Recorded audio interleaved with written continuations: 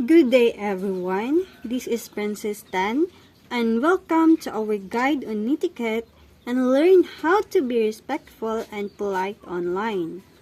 First, let's talk about respect.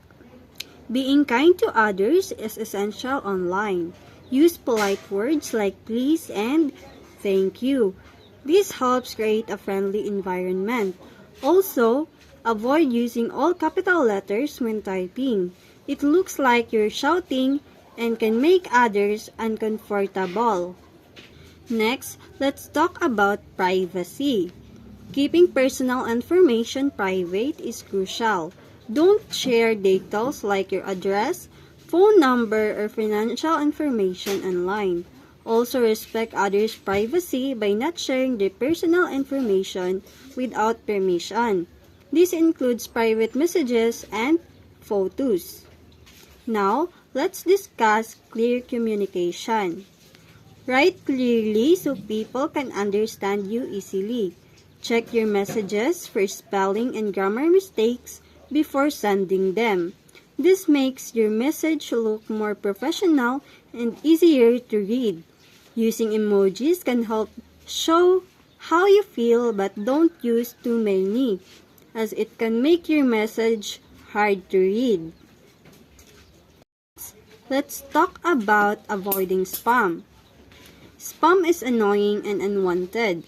Don't send repetitive or irrelevant messages. Make sure your comments and posts are related to the topic being discussed. This keeps conversations meaningful and prevents clutter. Next, let's address cyberbullying. Cyberbullying is hurtful and unacceptable. Don't say mean things or attack others online. If you see someone being bullied, report the behavior to the platform. Support the person being bullied by sending kind messages and standing up for them. Lastly, let's talk about crediting sources. When you share information or content that isn't yours, give credit to the original creator.